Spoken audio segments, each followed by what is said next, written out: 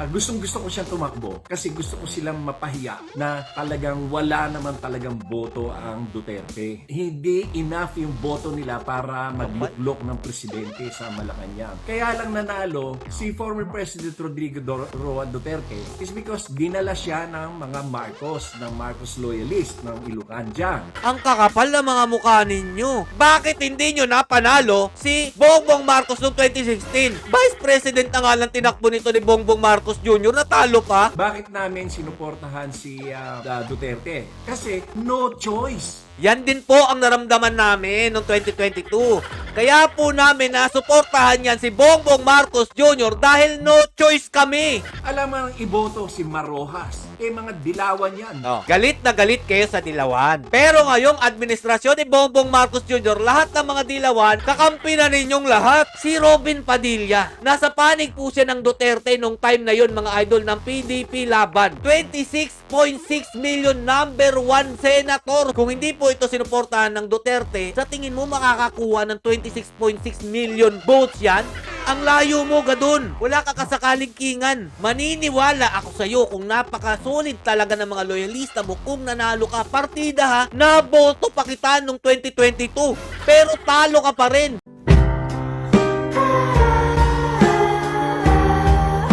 Yo, what's up mga lods? It's Miguel Peps TV. Welcome back po sa ating channel. Bumubula na naman po ang bibig ni Larry Gadon, mga idol.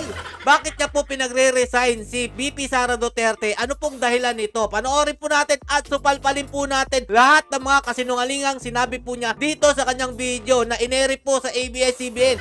Wow, pati ABS-CBN? Binibigyang airtime si Gadon? O, eto mga lodi, panoorin nyo at supalpalin po nating lahat ha. I suggest that VP Sara Duterte should resign and not wait for the impeachment trial to proceed. Kailangan mag-resign siya para pwede pa siyang tumakbo sa 2028 for presidential elections. Gustong-gusto ko siyang tumakbo kasi gusto ko silang mapahiya na talagang wala naman talagang boto ang Duterte. What? Gusto daw niya mapahiya ang Duterte sa 2028 mga lodi. Kaya pinagre-resign niya para makatakbo daw po itong Pangulo ng ating bansa sa 2028. Kasi nga naman daw po mga lodi, kapag na-impeach po si VP Sara Duterte, wala na po siyang karapatan daw na tumakbo sa presidential seat sa 2028. Sino ka para magmando na ipag-resign si VP Sara Duterte? Napatunayan nyo na ba yung mga kasalanan na binabato nyo sa mga Duterte? Wala pa. Tapos pinagmamayabang mo na meron kayong 31 million at walang boboto sa mga Duterte? Paalala ko lang sa'yo, Gadon ha, 31 million ito si Bongbong Marcos Jr. At 32 million ang botong natanggap ni VP Sara Duterte. Mahiya-hiya ka sa balat mo. Ito pa ang kanyang sinabi mga idol. So palpalin natin lahat, himay-himayin natin ang mga sinabi niyang kasinungalingan na dating ayaw nito sa mind conditioning, ngayon ginagawa na niya. Masyado lang silang nag-claim na number one, mga ganyan. Pero actually, hindi. Walang boto ang Duterte. Hindi enough yung boto nila para magluklok ng presidente sa Malacanang. In 2016, kaya lang nanalo si former President Rodrigo Roa Duterte is because dinala siya ng mga Marcos, ng Marcos loyalist, ng Ilocanja. Napakataas naman ang tingin nito sa mga Ilocanja. Para Encantadia, ang mga Ilocano daw ang nagpanalo kay Tatay Duterte dahil dinala daw po nila ito. Wow! Napakalupit! Palakpakan! O eto mga lodi ha, tingnan po natin kung may katotohanan ba yung sinabi nito ni Gadon sa kanyang video na sinabi niyang ang 16 million daw po ni Tatay Duterte noong 2016 ang dahilan daw po ng pagkapanalo dyan ay ang mga Ilocano. Ang kakapal na mga mukha ninyo. Kung totoong ang mga Ilocano ang nagpanalo kay Tatay Duterte, bakit hindi nyo napanalo si Bongbong Marcos noong 2016? Bakit siya natalo kung ang Ilocano pala ang may dahilan ng pagkapanalo ng isang presidente? Vice President na nga lang tinakbo nito ni Bongbong Marcos Jr. Natalo pa ni Leni Robredo? Oh, paano mo yan may explain Gadon? Tinalo siya ni Leni Robredo. Oh, eto pa mga lodi, tuloy natin. Napaka-exciting naman itong mga sinabi ni Larry Gadon. Ito po ang mga gusto kong mga content. Yung meron tayong masusupalpan para meron tayong magawang video sa isang araw. Kung wala yon, wala siyang boto. Konting-konti lang naman ang boto ng Davao at saka ilang mga probinsya ng Visayas. Pero hindi enough yon na makakapag-elect ng president. Bakit namin sinuportahan si Duterte noong 2016? Kasi no choice. Yan din po ang naramdaman namin noong 2022. Kaya po namin nasuportahan yan si Bongbong Marcos Jr. dahil no choice kami. Eto mga Lodi pakita lang po natin sa kanya kung bakit po talaga nanalo si Tatay Duterte. Hindi po dahil no choice yan, dahil minahal po siya ng taong bayan. At pinagmamalaki nitong ang mga Ilocano daw po ang nagdala ng bida kay Tatay Duterte. Eto mga Lodi yung natanggap na boto po ni Bongbong Marcos 356,000 lang sa Ilocos Norte. Kaya sa Camarines Sur naman mga idol, si Leni Robredo nilang paso siya.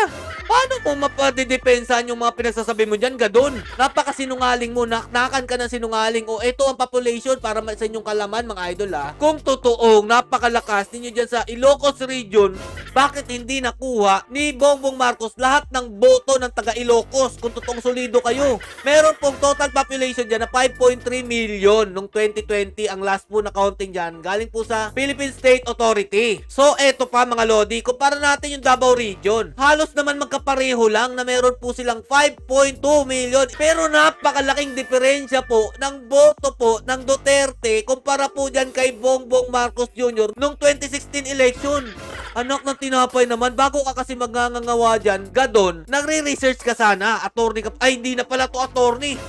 Disbar pala to mga idol, kaya pala na disbar, hindi marunong mag-research Tuloy pa natin. Walang choice. Alam mo nang iboto si Marojas or si Binay or si Grace po. Mga dilawan yan. Noong mga time na yun, mga rabid yellows yan. Galit na galit kayo sa dilawan. Pero ngayong administrasyon ni Bongbong Marcos Jr., lahat ng mga dilawan, mga anayan ni Jokma, kakampi na ninyong lahat para lang mapagtulungan ang mga Duterte. Yan ba yung sinasabi nyong walang boto? Bakit takot na takot kayo sa Duterte? At bakit gusto nyong ipa-impeach kung wala naman palang bilang? Sinungaling ka talaga, Gadon. Kaya ka nadidisbar O ito, para sa iyong kaalaman, Gadon. Yung mga inaayawan nyo dati at sinusukan yung mga dilawan, kaibigan na ng mga Marcos at administrasyon nito. Late kaya sa balita, Gadon, o pinagtatakpan mo lang talaga, pikit-pikitan lang, bingi-bingihan na lang, para hindi masyadong masakit na yung dating kaaway ninyo, kakampi na ninyo ngayon. At eto pa mga Lodi ngayon inaniniwala na si Gadon sa survey. Pakinggan nyo pong mabuti at supalpalin din po natin. Nagpakondak ng survey ang Malacanang sa mga congressman. Nagpakondak sila ng mga internal survey sa mga distrito nila. Lumabas na ang number 1 na may malayong agwat sa percentage ay number 1 ay si BBM. Yan, siyempre sasabihin mo number 1 yan. Idol mo yan At sumunod si Madam Leni Robredo. At ang pangatlo ay si Isko. Pang-apat lang, number 4 lang si Sara. Napakalayo. Hindi ito isang probinsya o isang lugar lang Kaya ako nalaman kasi napakarami kong mga kaibigan, mga congressman, nagkukwento sila sa akin. Kaya ganon. Kaya nga, talagang hindi na tumakbo si Sara for president kasi alam nila walang panalo. Kaya sila hindi na tumakbo ng presidente. Yan ang nangyari noong 2021 and 2022. Tumahimik ka! Ang totoong nangyari noong 2021 at 2022, ito, pakita natin sa kanya mga idol. Pinagbigyan lang ni VP Sara Duterte ito si Marcos Jr. kasi panay luhod na dito sa amin sa Davao City. Kung alam mo lang kung ilang beses pumunta itong Marcos sa Davao City sa isang buwan para lang ligawan si VP Sara Duterte na maging Vice President niya. At inamin niya ni Amy Marcos na walang panalo si Marcos Jr. kay VP Sara Duterte kung tumakbo ito. Kaya nagulat nga daw po ito bakit Vice President at tinakbuhan. Kung tumakbo daw pong President si VP Sara Duterte, hindi daw po tatakbo ito si Marcos Jr. Huwag mong baliktarin ang sitwasyon, Gadon, dahil kaming mga taga Davao, alam namin ang nangyari. Hindi magsasayang ng pera yan kakapunta dito sa Davao City ilang beses sa isang buwan para lang ligawan si Vice President Sara Duterte kung wala talagang bilang. At bakit nagmamano yung mas matanda kay VP Sara Duterte? Anak na tinapay, ganito ba yung sinasabi nyong malakas yung mga Marcos? Yung tipong kahit mas matanda pa yung mga Marcos, nagmamano kay VP Sara Duterte para lang magpasipsip at maging Vice President niya noong 2022? Eto ang katotohanan Gadon. Tapos sinasabi mo yung survey, totoo? Bakit si Tatay Duterte ba? Nung nanalo yan noong 2016, wala po sa survey ang Duterte, nasa pinakamababa po. Tapos ngayon naniniwala ka sa survey? At kung totoo yung sinasabi mo na ang mga Ilocano ang nagpanalo sa Duterte at nagdala dito, bakit talunan ka? Kulelat ka, Gadon. Tandaan mo yan. Dahil kung totoong solid yung mga loyalista sa inyo at yung mga Ilocano na pinagmamayabang mo, bakit talunan ka? Ipakita natin kay Gadon ang pinagkaiba ng merong suporta ng Duterte at merong suporta ng tinatawag nilang loyalista. O ito, pakita natin. O Gadon, halika dito. Papakita ko sa'yo. Ito po si Gadon mga idol. Pang 20 po si Gadon na sinasabi niya ang mga Ilocano daw po ang nagdadala ng mga boto dahil napakarami daw po nila. Tingnan nyo ang napakalaking diferensya mga idol na sinuportahan po ng Duterte at sinasabi po nilang mga loyalista. Si Robin Padilla, nasa panig po siya ng Duterte nung time na yon mga idol ng PDP laban. Tingnan nyo kung gaano kalaking diferensya. 26.6 million number 1 senator si Robin Padilla. Kung hindi po ito sinuportahan ng Duterte at mga supporters ng Duterte, ito si Robin Padilla. Sa tingin mo makakakuha ng 26.6 million votes yan? Tama ba mga Lodi? Ang layo mo, Gadon. Wala ka kasakaling kingan. Maniniwala ako sa'yo kung napakasulit talaga ng mga loyalista mo kung nanalo ka. Partida ha, naboto pa kita nung 2022. Pero talo ka pa rin. Inendorso pa kita dito nung time na yun dahil akala nga namin unity team yun pala. Siraan na pagkuha na ng posisyon.